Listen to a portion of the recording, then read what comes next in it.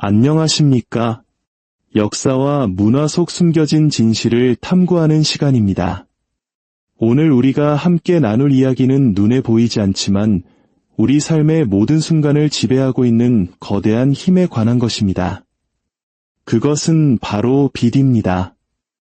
이 이야기가 여러분의 삶의 작은 등불이 되기를 바라며 시작하기에 앞서 잠시 시간을 내어 구독과 좋아요를 눌러주신다면 이 지혜의 빛을 더 많은 분들과 나누는데 큰 힘이 될 것입니다. 여러분의 작은 행동 하나하나가 저희에게는 큰 격려가 되며 여러분의 가정에 늘 평안이 깃들기를 기도하겠습니다. 자, 이제 시작하겠습니다. 어떤 실체도 없이 이윤을 창출하고 너무나도 투명해서 대부분의 사람들이 매일 그것을 구매하고 있다는 사실조차 인지하지 못하는 상품. 인류 역사상 가장 수익성 높은 상품으로 교묘하게 설계된 그것이 바로 빛입니다. 빛은 전쟁에 자금을 대고 제국을 무너뜨렸으며 수많은 국가를 예속시키고 평범한 사람들의 불을 조용히 잠식해왔습니다. 하지만 대부분의 사람들에게 빛이 어디서 왔는지, 누가 설계했으며 왜 우리 금융 시스템의 심장이 되었는지 물어보면 아무도 쉽게 대답하지 못합니다. 빛의 이야기는 단순히 경제의 역사가 아닙니다. 그것은 돈과 권력, 그 자체의 역사입니다. 가장 단순한 형태의 빚은 약속입니다. 오늘 빌리고 내일 갚겠다는 약속. 하지만 그 약속 안에는 금융통제의 핵심, 바로 이자가 숨어 있습니다. 이자는 미래를 현재의 이익으로 바꾸는 마법입니다. 수천 년 동안 인류 사회는 이 개념과 씨름해왔습니다. 고대 메소포타미아인들은 점토판에 빚을 기록했지만 동시에 부채 탕감의 해 즉 희년을 선포하여 주기적으로 그 기록을 깨끗이 지웠습니다. 지도자들은 너무 많은 시민이 빚에 덫에 갇히면 사회 시스템 전체가 붕괴한다는 사실을 알았기 때문입니다. 구약 성경 역시 50년마다 모든 빚을 탕감하라고 명령합니다. 빚은 위험하며 통제하지 않으면 한 민족 전체를 노예로 만들 수 있다는 단순하지만 강력한 지혜였습니다. 하지만 수세기가 흐르면서 권력 엘리트들은 빚을 없애는 대신 그것을 무기로 만드는 법을 터득하기 시작했습니다. 중세 유럽, 가톨릭 교회는 공식적으로 과도한 이자를 물리는 고리대금을 금지했습니다. 하지만 상인과 은행가들은 교묘한 방법으로 금지령을 피해갔습니다. 대출을 무역계약으로 위장하거나 대출처럼 보이지 않는 복잡한 신용상품을 만들어냈습니다. 르네상스 시대에 이르러 피렌체의 메디치 가문과 같은 강력한 은행 가문들은 토지나 군대가 아닌 대출을 통해 제국을 건설했습니다. 그들은 왕과 교황, 그리고 상인들에게 자금을 빌려주고 그 대가로 돈뿐만 아니라 막강한 정치적 영향력을 얻었습니다. 빚은 단순한 금융상품을 넘어 권력을 움직이는 엔진이 되고 있었습니다. 진정한 전환점은 17세기 국가부채의 등장과 함께 찾아왔습니다.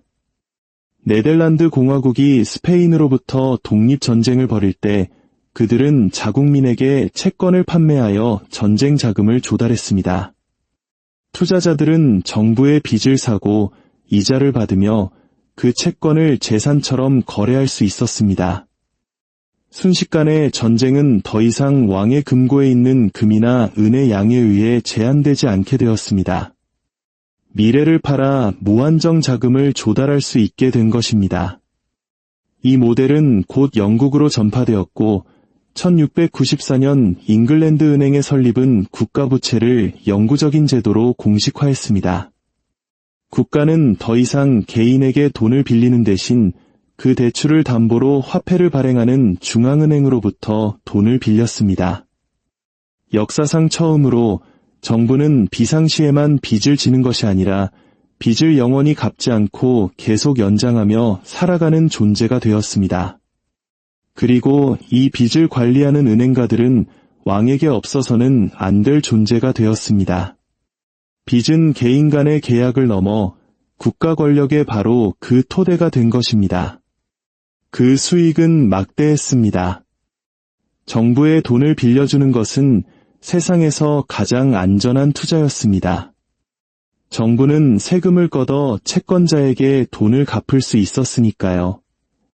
과거 같았으면 왕을 파산시켰을 전쟁들이 이제는 무기한으로 자금을 지원받을 수 있게 되었습니다. 그리고 그 전쟁들은 제국을 확장하고 새로운 시장을 열었으며 더 많은 빚을 창출할 기회를 만들었습니다. 완벽한 순환고리였습니다. 국가가 더 많이 싸울수록 더 많이 빌렸고 더 많이 빌릴수록 채권자들은 더 부유해졌습니다. 18세기와 19세기의 런던, 파리, 암스테르담의 채권 시장은 세계 금융의 심장이었습니다. 군대가 행진하고 배가 항해하며 식민지가 정복되었습니다. 이 모든 것이 빌린 돈으로 이루어졌습니다. 하지만 이것은 단지 국가에만 국한된 이야기가 아니었습니다.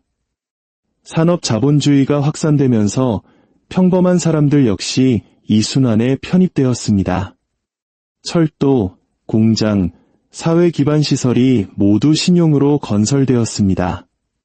노동자들은 빚으로 세워진 회사에서 임금을 받았고 그들 자신도 집과 도구, 그리고 결국엔 소비재를 사기 위해 돈을 빌렸습니다. 빚은 경제 생활의 모든 층으로 스며들었습니다. 20세기에 이르러 빚은 더 이상 정부나 거물들만의 도구가 아니었습니다. 그것은 대중에게 판매되는 일상적인 상품이 되었습니다. 주택담보대출, 자동차 할부, 신용카드, 학자금 대출, 현대생활의 전체 구조는 빌리는 것을 인간 존재의 기본 조건으로 정상화시키도록 설계되었습니다. 여기에 바로 그 숨겨진 천재성 혹은 숨겨진 잔인함이 있습니다. 빚은 단 한 번만 이익을 창출하지 않습니다. 매달 지불하는 이자는 채무자에게서 채권자로 다수에게서 소수에게로 부가 이전되는 과정이며 이것이 수십 년간 반복됩니다. 한 번 사서 사용하는 제품과 달리 빚은 영구적으로 설계되었습니다. 당신을 결코 끝나지 않는 지불의 순환 속에 가두기 위해서 말입니다. 30년 만기 주택담보대출로 산 집은 원래 가격의 두세 배를 지불하게 됩니다. 매달 2월 되는 신용카드 대금은 당신이 갚는 능력보다 더 빠르게 불어날 수 있습니다.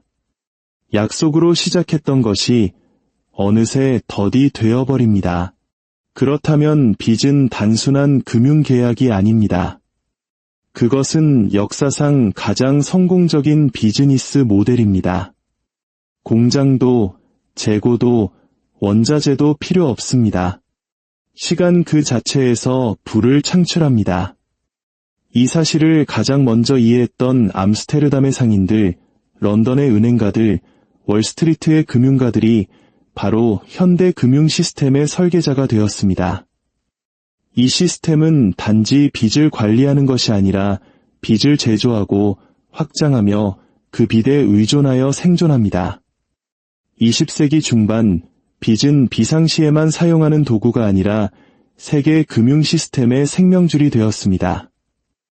1944년의 브레튼 우즈 협정은 이러한 현실을 제도화했습니다. 국제통화기금과 세계은행은 위기에 처하거나 개발이 필요한 국가에 돈을 빌려주기 위해 설립되었습니다. 하지만 그 고상한 명분 뒤에는 빚을 통한 통제라는 단순한 메커니즘이 있었습니다. 국가들은 돈을 빌릴 수 있었지만 오직 채권자들이 지시하는 조건 하에서만 가능했습니다. 특히 미국과 유럽이 주도하는 IMF는 대출 조건으로 구조조정을 요구하기 시작했습니다. 국가 전체의 경제가 무엇을 줄이고 무엇을 민영화하며 예산을 어떻게 재편성해야 하는지 지시받았습니다. 우리에게는 IMF 외환위기라는 뼈아픈 기억으로 남아있는 바로 그 과정입니다. 당시 수많은 가장들이 직장을 잃고 건실했던 기업들이 헐갑의 외국 자본에 넘어갔던 그 고통의 중심에 바로 이 빚을 통한 통제가 있었습니다. 빚은 이제 수익성을 넘어 정치적 통제의 지렛대가 되었습니다. 동시에 평범한 시민들의 일상에서는 더 조용한 혁명이 일어나고 있었습니다. 제2차 세계대전 이후 은행들은 빚을 정부나 기업뿐만 아니라 각 가정에 직접 판매하는 방법을 발견했습니다. 주택담보대출은 중산층의 꿈을 상징하는 보석이 되었습니다. 한때 소수 엘리트의 전유물이던 내 집 마련이 수백만 명에게 가능해졌지만 그것은 가족을 30년 동안의 집을 사슬에 묶는 계약서에 서명해야만 가능한 일이었습니다. 자동차 할부, 가구 할부, 그리고 마침내 신용카드는 빚을 다른 상품처럼 마케팅되는 소비재로 변모시켰습니다. 심리적 변화는 엄청났습니다. 빚은 더 이상 부끄럽거나 드문 일이 아니었습니다. 그것은 풍요로운 사회에 참여하는 정상적인 방법이 되었습니다. 먼저 사고, 나중에 지불하라는 구호가 시대를 지배했습니다. 은행에게 이것은 황금 광산이었습니다. 수백만 가구로부터 들어오는 이자는 안정적이고 복리로 불어나는 수익을 안겨주었습니다. 정부에게는 끝없는 성장의 환상을 만들어주었습니다. 임금이 정체되어도 신용으로 소비 수요를 부양할 수 있었기 때문입니다. 기업들에게는 아직 갖지 않은 돈을 쓰도록 유혹할 수 있는 꾸준한 고객 흐름을 보장했습니다.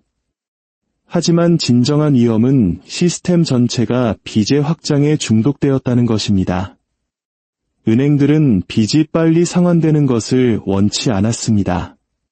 빚이 계속 연장되고 재융자 되기를 바랐습니다. 사람들이 더 오래 빚을 지고 있을수록 그들은 더 수익성 높은 고객이 되었습니다.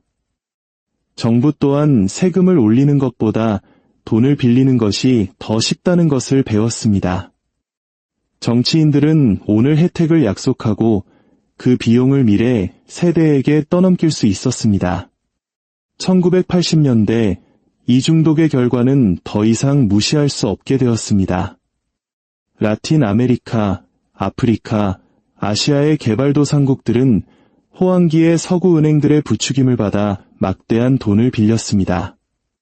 하지만 미국 연방준비제도 이사회가 금리를 급격히 인상하자 이 국가들은 갑자기 대출금을 상환할 수 없게 되었습니다.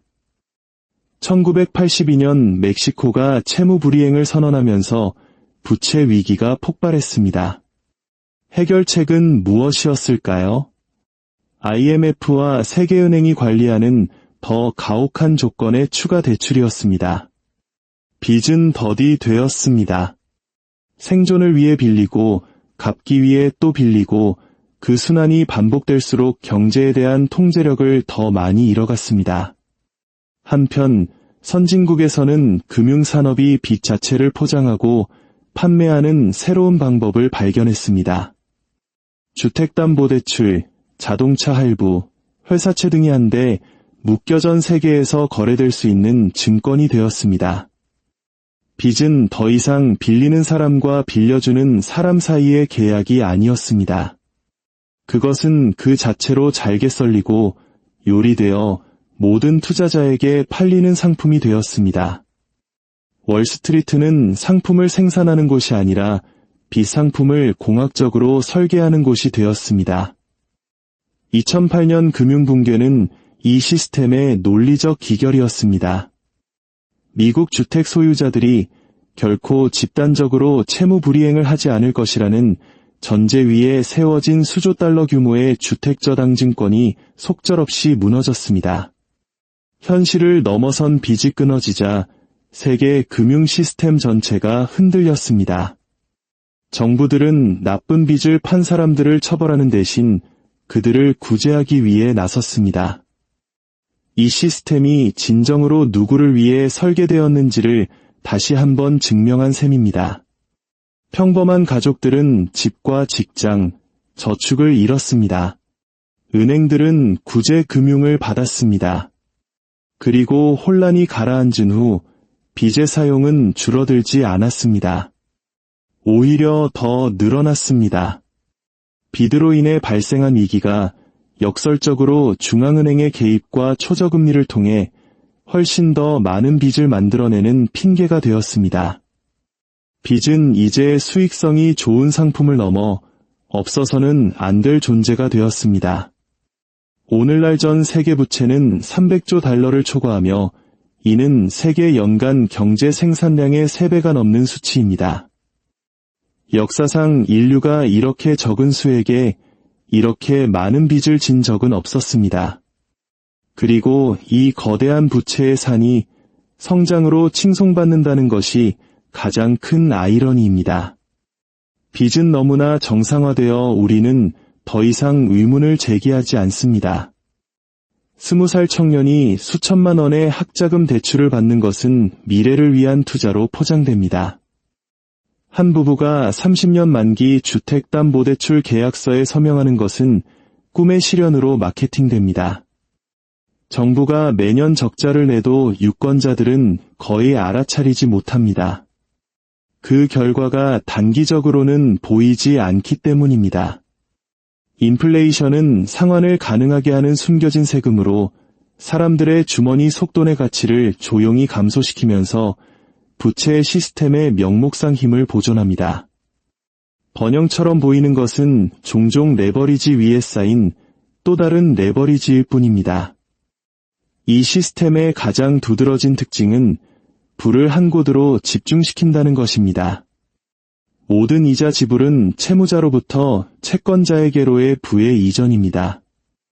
시간이 지남에 따라 이것은 수백만 가구로부터 거대 은행과 투자펀드의 대차대조표로 돈을 빨아들입니다.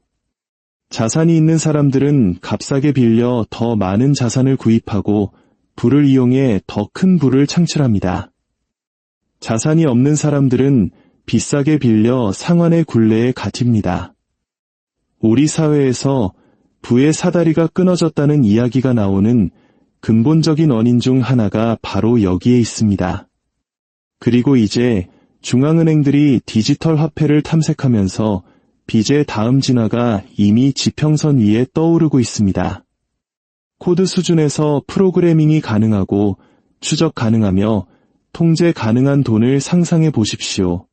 알고리즘에 따라 대출이 자동으로 승인되거나 거부되고 이자율이 실시간으로 조정되며 벌금이 즉시 집행되는 세상. 많은 사람들에게 이것은 효율성처럼 들릴 수 있습니다. 하지만 빚의 역사가 가르쳐주는 것이 있다면 채권자를 위한 효율성은 곧 채무자의 자유가 줄어드는 것을 의미한다는 것입니다. 오늘 이야기의 교훈은 무엇일까요? 빚은 결코 중립적이지 않다는 것입니다. 그것은 진보를 위한 단순한 도구도 현대 생활의 자연스러운 특징도 아닙니다. 빚은 시간 자체를 돈으로 바꾸고 개인의 희망과 국가의 고통을 위로 향하는 이자 지불 흐름으로 전환시키는 역사상 가장 수익성 높은 상품으로 의도적으로 육성되었습니다. 빚을 이해한다는 것은 금융적 자유가 이 시스템에 의해 당신에게 주어질 수 없다는 것을 이해하는 것입니다. 왜냐하면 시스템은 당신을 빚진 상태로 유지함으로써 번성하기 때문입니다. 진정한 부는 빌리는 것에 대한 의존도를 최소화하고 쉬운 신용의 약속에 의문을 제기하며 모든 대출 제한 뒤에는 당신의 미래로부터 이익을 얻도록 설계된 거대한 기계가 있다는 것을 인식하는 것을 의미합니다. 메소포타미아의 점토판에서부터 오늘날 아파트 담보대출에 이르기까지 네덜란드 채권 시장에서 월스트리트의 파생상품에 이르기까지 이야기는 같습니다. 빚은 채권자를 부유하게 하고 채무자에게 부담을 주며 돈의 흐름을 통제하는 자들에게 유리하게 세상을 재편합니다. 그리고 가장 잔인한 속임수는 우리가 그것을 진보라 부르며 축하하고 빌리는 것을 번영으로 착각하도록 교육받았다는 사실입니다. 오늘 이야기가 잠시 멈춰 우리 삶을 둘러싼 보이지 않는 힘에 대해 생각해볼 기회가 되었기를 바랍니다. 역사는 그 답을 품고 있습니다. 다음 시간에도 새로운 통찰과 함께 찾아뵙겠습니다. 감사합니다.